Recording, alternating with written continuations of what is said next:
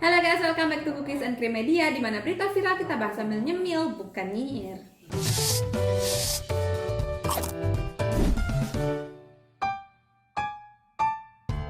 Kali ini kita akan ngebahas lagi kasus antara Sarwenda dan juga Ruben Onsu yang semakin panas guys. Jadi nih ada berita-berita kalau Sarwenda dan juga anak-anaknya udah pindah dari rumah Cilandak guys. Apakah benar? Itu loh rumah yang biasa dipakai Sarwenda untuk live TikTok, syuting, dan lain-lain. Terus gimana nih dengan rumahnya si Endah sekarang? Rumah impiannya dia. Rumah yang katanya itu adalah hasil dari kerja kerasnya si Endah. Dan juga ada peran keluarganya dalam pembangunan rumah itu guys. Terus tiap hari, tiap bangun ditanyain, Bun kapan kita pindah ke rumah baru? Sekuat tenaga, live pagi malam ya kan? Masya Allah. Biar langsung. Biar ini jalan bangunannya. Nah terus peran Ruben apa nih? Kok nggak pernah disebut? Nah menjelang sidang kedua tentang gugatan hak asuh anak yang digugat oleh Ruben Onsu, jadi besok di hari Rabu tanggal 22 Juli akan diadakan sidang kedua dengan agenda mediasi guys. Pihak Ruben Onsu yang diwakili oleh pengacaranya akhirnya mengklarifikasi tentang gimana sih sebenarnya asal-usul rumah Cilandak tersebut. Jadi rumah tersebut itu dulu itu pertama kali dibeli oleh Ruben Onsu yang menjadi kontraktor dari renovasi itu adalah orang tuanya sendiri. Karena kok kayak kesannya rumah itu rumah yang didesain oleh Sarwenda dan ditempati oleh dia, sekarang kan isu-isunya itu akan dilelang guys, karena adanya pembayaran kreditan yang tertunda. Apakah Ruben udah nggak sanggup bayar cicilan tersebut? Menurut penjelasan dari pengacaranya Ruben Onsu, ternyata rumah tersebut dulunya itu guys dibeli awalnya itu rumah tua gitu. Rumah itu udah lunas dan udah balik nama menjadi atas namanya si Ruben. Dulu rumah tua yang dibeli. Tapi kemudian atas permintaan S, ya ini menurut penjelasan dari Ruben, rumah tersebut kan ingin diperbaiki. Sebenarnya rumah itu maunya nggak direnovasi dulu, tapi karena desakan dari Sarwenda, akhirnya rumah itu direnovasi.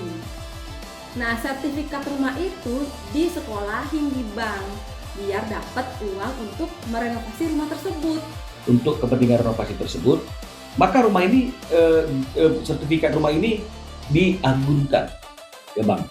Jadi nilainya itu nggak kaleng-kaleng ya guys ya. Nilai dari pinjaman Ruben itu adalah 10 miliar rupiah. Besar juga ya. Dan semua uang itu dipakai untuk biaya renovasi rumah tersebut.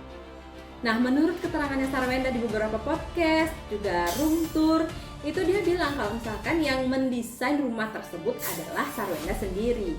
Terus apa nih peranan keluarga Sarwenda dalam pembangunan rumah ini? Ternyata kontraktor rumah tersebut adalah almarhum ayahnya Sarwenda sendiri guys. Tapi kalau yang ngebangun kontraktor papi. Papi ya? Oh papi bisa bangun juga? Papi emang dari dulu kontraktor. Jadi si Endah yang ngedesain, bapaknya yang kontraktor, si Ruben tugasnya ya bayarin guys. Dan biayanya juga nggak kaleng-kaleng ya. Menurut pengacaranya Ruben lagi, itu biaya yang dikeluarkan Ruben untuk rumah tersebut itu sekitar 250 juta rupiah yang ditransfer secara rutin dan bertahap. Itu sekitar 41 kali transfer. Dan kalau di total-total itu kurang lebih nilainya mencapai 11 miliar rupiah. Fantastik. Biaya untuk melakukan perbaikan renovasi atas rumah itu mencapai lebih kurang 11 miliar. Nah jadi kan itu masih kredit guys. Jadi si Ruben ini harus membayar kreditan tersebut sebanyak 379 juta rupiah per bulan. Terus sekarang kenapa nggak dibayarin lagi sama Ruben? Emangnya dia udah gak ada duit? Ya seperti yang kita tahu guys, akses si Ruben ini untuk ketemu anaknya tuh susah banget. Udah gitu Rubennya pakai dihina-hina segala lagi. Nah maka dari itu si Ruben stop dulu pembiayaan cicilan rumah itu. Tapi kalau kalian jadi Ruben gimana guys? Apakah kalian mau membiayai dan membayarkan terus kredit rumah yang bukan Ruben yang nempatin. Nah, kalau kalian yang jadi Ruben gimana nih guys? Apakah kalian mau tetap membayarkan kreditan rumah tersebut? Nah, hampir berbarengan dengan dimulainya sidang gugatan hak asuh anak antara Sarwenda dan Ruben Onsu, akhirnya Gio, si CEO ini angkat bicara. Dia akhirnya klarifikasi. Itu loh video pidato bahasa Inggrisnya itu. First of all, I want everyone to know that Sarwenda and I are healthy and we're taking some time off from social media so we can spend more quality time together. As many of you know, there has been countless rumors, false accusation, and negative stories circulating about Sarwenda and me. We choose not to respond with anger or hatred because we understand that many people simply do not know us personally or the truth of what we've been through. I hope we continue to be a community that spreads kindness, love, and positivity. Let's never allow negativity to define who we are. We genuinely forgive those who have misunderstood or judged us unfairly. Ya, intinya masalahnya gini. Si Gio ini kan main rumah-rumahan, bapak-bapakan, itu di rumah yang dibiayai oleh si Ruben gitu ya. Dan Ruben pun sempat mention si Gio ini beberapa kali gitu loh di Instagramnya. Artinya kan Ruben merasa sikapnya si Gio ini membuat Ruben tuh nggak nyaman. Nah, klarifikasinya si Gio kirain akan meredam perseteruan ini gitu. Ternyata nggak ada tuh dia mention permintaan maaf atau menjelaskan apa yang terjadi selama ini tuh yang ditujukan pada Ruben. Nggak jelas deh ini klarifikasinya untuk siapa. Lagian dia juga pakainya bahasa Inggris. Emangnya Sergio yang ada ini kebanyakan di negara mana sih? Apa jangan-jangan sebenarnya Gio ini adalah artis Hollywood? Dia adalah CEO menyamar? Orang ini sebenarnya merupakan CEO di perusahaan Owoho miliknya sendiri. Masalahnya netizen yang berharap dengan klarifikasinya si Gio ini kan kebanyakan di Indonesia. Dan ya ada yang paham, ada juga yang nggak paham gitu loh dengan apa yang diucapkan oleh si Gio. Kenapa dia harus ngomong pakai bahasa Inggris sih? Nggak bisa bahasa Inggris. Kayaknya emang sengaja sih ya. Yang penting udah klarifikasi gitu. Mau ngerti nggak ngerti ya nggak apa-apa. Yang penting udah muncul dan klarifikasi. Coba deh kita pikir-pikir. Si Gio ini kan menjalin hubungan dekat dengan Sarwenda gitu ya. Otomatis dia itu kalau misalkan nanti sudah ke jenjang pernikahan, dia itu adalah calon dari ayah anak-anaknya si Wenda. Dan dia kan juga harus menjalin hubungan baik dengan ayah kandung dari calon anak-anaknya itu. Ya setidaknya adalah sikap dewasanya dia, sikap dewasanya si Gio ini setidaknya sopan santun lah kepada ayah dari calon anak-anaknya.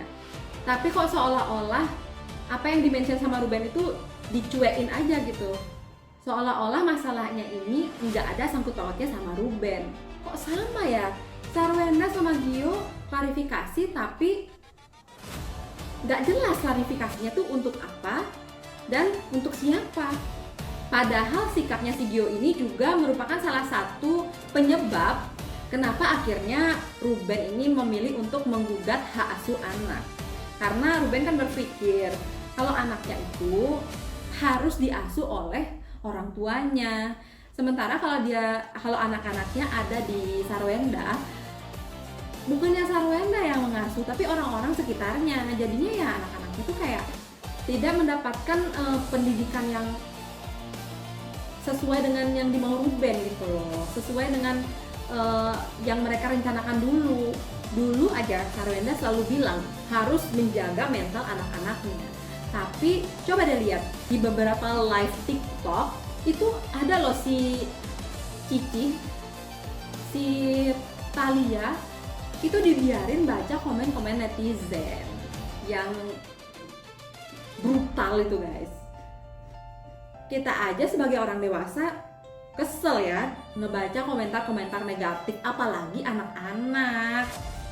Kalau dibiarin kayak gitu ya jelas aja dia bisa mengulti netizen. Oh enggak, tadi kalian nggak perhatiin ya? Kalau Ai tadi telepon Bunda, Ai tanya Uncle Gio. Kok malah bangga ya anaknya bisa multi-multi netizen gitu? Di beberapa kesempatan loh ada kelihatan banget kalau Thalia tuh kepikiran sesuatu gitu, kayak dia tuh kurang happy. Mungkin ini juga yang bikin Ruben itu memilih untuk menyelamatkan anaknya dengan cara menggugat hak asuh anak, guys. Ya, mudah-mudahan dengan begitu banyaknya hujatan gitu ya guys ya, bisa membuat si Endah dan juga Gio ini semakin bijak dalam bersikap. Kita lihat aja deh apa yang akan terjadi di sidang besok. Ya, karena besok agendanya mediasi ya, semoga ketemu jalan tengahnya, apapun yang terbaik untuk anak-anak.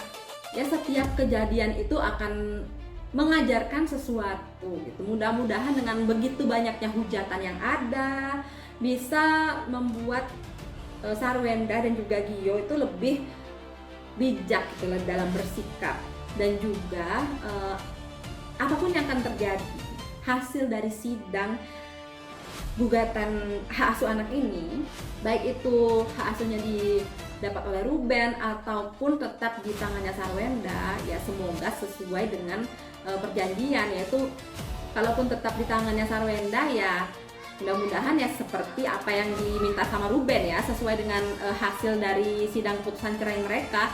Jadi Ruben tuh tetap dapat waktu bersama anak-anaknya 2 atau 3 kali dalam seminggu. Dan kita lihat besok ya sidang mediasi ini apa yang akan terjadi, apakah jalan damai bisa ditempuh. Ya, semoga sidang mediasi besok ini bisa menemui jalan tengah dan semuanya berakhir damai. Tapi kalau menurut kalian gimana nih guys? Apakah Sarwenda ini akan tetap bisa mendapatkan hak asuh anaknya atau malah jatuh ke tangannya Ruben? Tulis komentar kalian di kolom komentar guys. Oke, segitu dulu video kita kali ini tentang perseteruan panasnya Sarwenda dan juga Ruben Onsu. Dan jangan lupa subscribe channel ini biar kalian gak ketinggalan berita-berita terupdate lainnya. Sampai ketemu di video berikutnya. Bye-bye.